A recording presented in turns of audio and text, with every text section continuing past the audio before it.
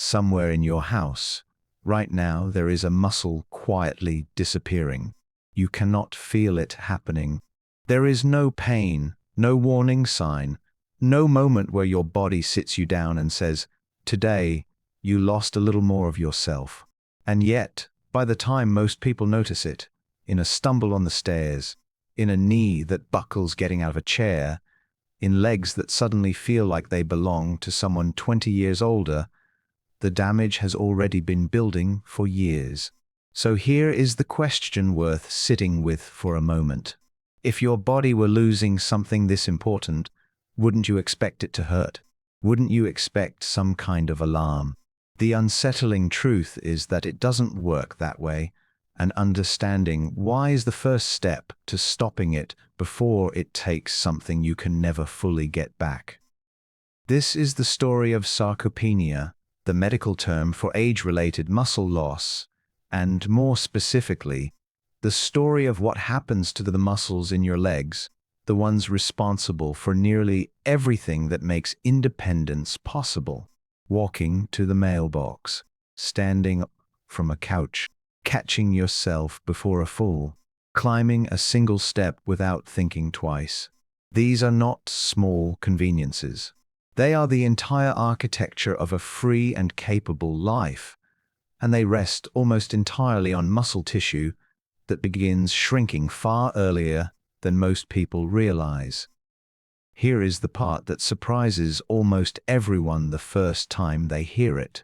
Muscle loss does not begin at 70 or even 60. Research on aging and skeletal muscle shows that after the age of 30, the average adult begins losing a measurable percentage of muscle mass every single decade, and that rate does not stay gentle. It accelerates. By the time someone reaches their 60s and 70s, the pace of loss can double or even triple compared to their 30s and 40s. Nobody feels this in real time. It is not like gaining weight, where a mirror or a waistband gives you a clue. Muscle loss is silent, gradual, and cumulative, which is exactly what makes it dangerous. You cannot fight an enemy you cannot see, and for most of human history, we simply accepted this decline as an unavoidable part of aging. But that assumption is where the real story begins to shift, because in the last 2 decades, exercise physiologists and geriatric researchers have discovered something remarkable. Sarcopenia is not purely a product of time. It is, in large part, a product of disuse. Muscle tissue is one of the most metabolically demanding, adaptive systems in the human body, and it operates on a brutally simple principle. Use it, and the body invests in maintaining it. Stop using it, and the body begins reclaiming those resources for something else. This is cruelty. It is fishy. Your body does not know the difference between a muscle you are choosing not to use and a muscle you no longer need. This is why the story of leg muscle loss in older adults is so often tied to something deceptively small: the quiet retreat from movement that happens after retirement, after an injury, after a long winter spent mostly indoors, after the subtle decision to take the elevator instead of the stairs one more time. None of these choices feel dangerous in the moment, but muscle does not forgive slowly accumulated stillness. And once a certain threshold of loss is crossed, a second, more frightening process begins. Weak leg muscles do not just make walking harder. They change the way the entire body balances, reacts, and protects itself. The quadriceps, hamstrings, and calf muscles are not just for movement. They are the body's emergency response system. When you trip on an uneven sidewalk, it is not your brain that saves you in that split second. There is no time for conscious thought. It is the reflexive, split-second contraction of leg muscle fibers that catches your weight and prevents a fall. According to data tracked by the CDC, Falls remain one of the leading causes of injury-related hospitalization among adults over 65. And a significant portion of those falls are directly linked to reduced lower body strength. This is the hidden cost of sarcopenia. It is not just about how far you can walk. It is about whether your body can save you when it matters most. And here is where the story takes an unexpected turn, because if muscle loss were purely inevitable, purely written into our genetic code with no room for intervention, this would be a much shorter and much sadder story. But it isn't. Multiple clinical studies, including research published in journals focused on geriatric medicine, have shown that resistance-based movement, even in their 70s, 80s, and beyond, can measurably rebuild muscle fiber, improve strength, and in some cases partially reverse the functional decline associated with sarcopenia. Muscle tissue retains what researchers call plasticity well into old age. It is not a closed door. It is a door that simply stops being opened. So the real question is not whether muscle loss can be addressed. It can. The real question is when and how, and this is where the story turns toward the morning. Because the way your body begins its day may matter more than most people ever consider. Think about what happens to your legs overnight. For 7 or 8 hours, they are almost completely still. Circulation slows. Muscle fibers, tendons, and connective tissue cool and stiffen slightly, the way a rubber band left untouched in a cold room loses some of its flexibility.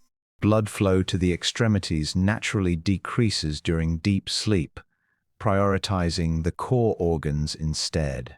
This is normal, and it is not something to fear, but it does mean that the first movements of the day are not neutral. They are either an opportunity to gently reawaken the muscular and circulatory systems, or they are a missed window that gets skipped entirely in the rush of coffee, medication schedules, and morning routines.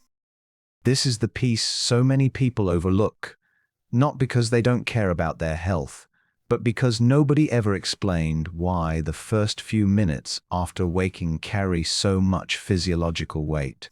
A short, deliberate sequence of movement in the morning, something that exercising later in the day cannot fully replicate. It interrupts the overnight stiffening process at its earliest point, before compensatory patterns set in, before the body has already adjusted to a day of minimal use. It is, in a very real sense, sending the body a signal, an early morning message that says these muscles are still needed, still valued, still part of the plan.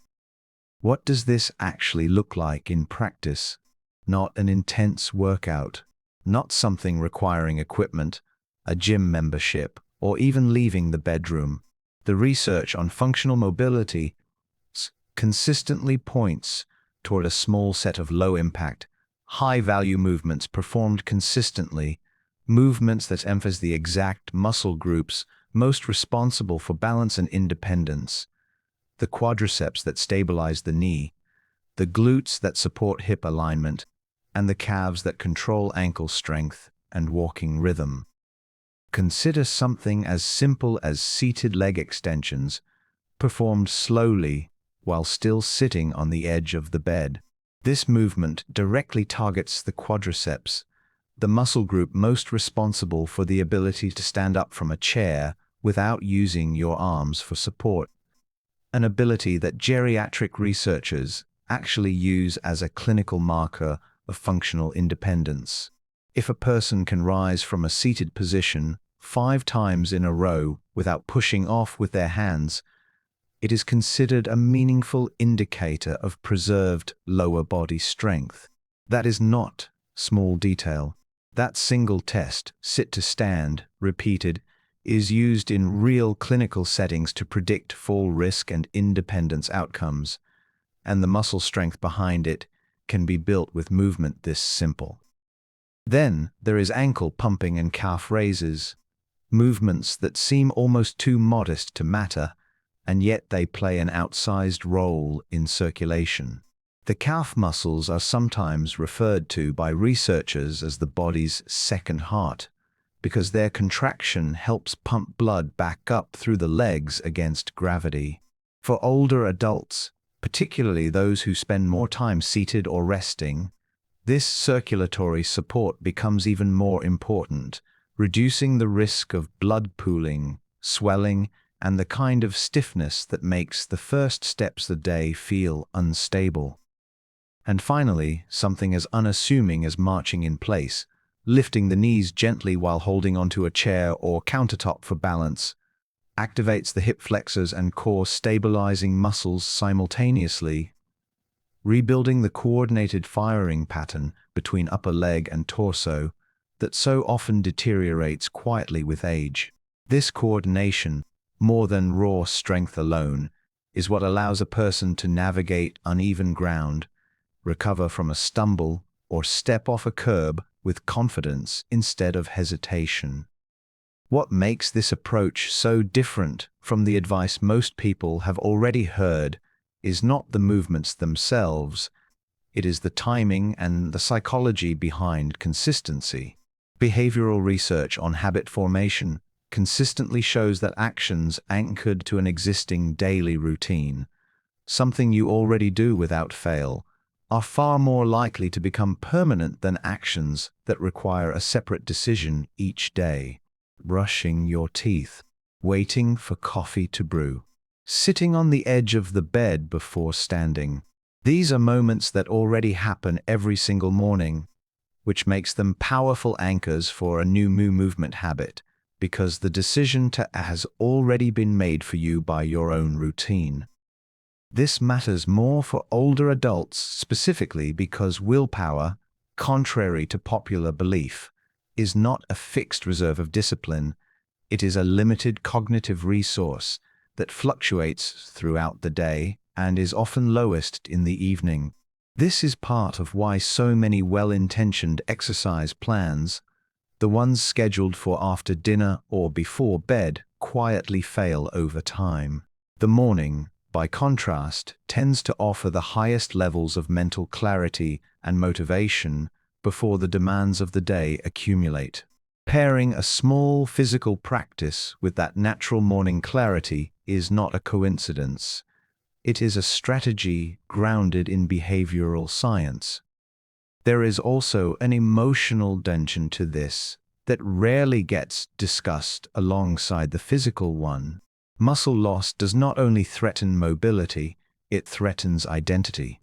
For many older adults, the fear is rarely phrased directly, but it lives underneath conversations about health constantly.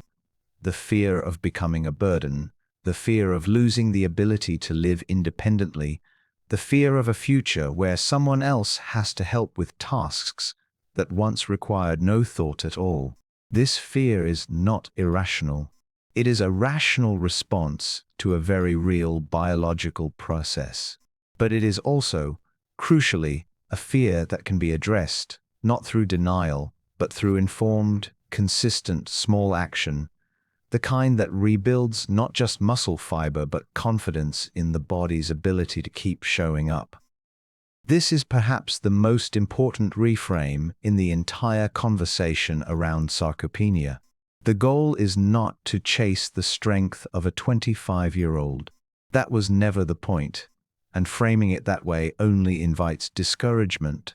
The goal is to preserve what researchers call functional capacity, the specific practical strength to live the life you actually want to live, to carry your own groceries, to play with a grandchild on the floor and get back up without help, to travel without dreading airport terminals and long walks, to trust your own legs in a crowded space, on a wet sidewalk, on an unfamiliar staircase. And the evidence increasingly suggests that this preservation is available to nearly everyone willing to engage with it consistently, regardless of when they start. Studies on resistance training in adults over 75 have shown measurable improvements in strength and mobility markers within as little as 8 to 12 weeks of consistent, low-intensity practice. This is not a decade-long project. It is a matter of showing up in small ways, morning after morning, and allowing the body's remarkable adaptive capacity to do the rest. There is something quietly powerful in recognizing that the body you have right now, at whatever age you are hearing this, still has the capacity to respond, to adapt, to rebuild. That capacity does not vanish on a birthday. It fades only in the absence of a signal telling it that it is still needed. Every seated leg extension, every gentle calf raise, every slow march in place beside the bed is, in its own small way, that signal sent first thing in the morning, before the day has a chance to get in the way. So the real story here was never really about muscle at all. It was about attention, about noticing something the body does silently, without complaint, until the moment it can no longer keep pace with the life you want to live. The leg muscles carrying you through your mornings today are the same ones that will determine how freely you move through the years ahead, and the difference between decline and preservation often comes down to something this unremarkable, this achievable, and this quietly powerful. A few minutes, chosen deliberately, right at the start of the day, before anything else has the chance to compete for your attention. Because in the end, the most important health decisions rarely announce themselves as important. They look, in the moment, like nothing more than sitting on the edge of a bed, lifting a leg, and choosing one more morning to remind your body that it still has somewhere to go.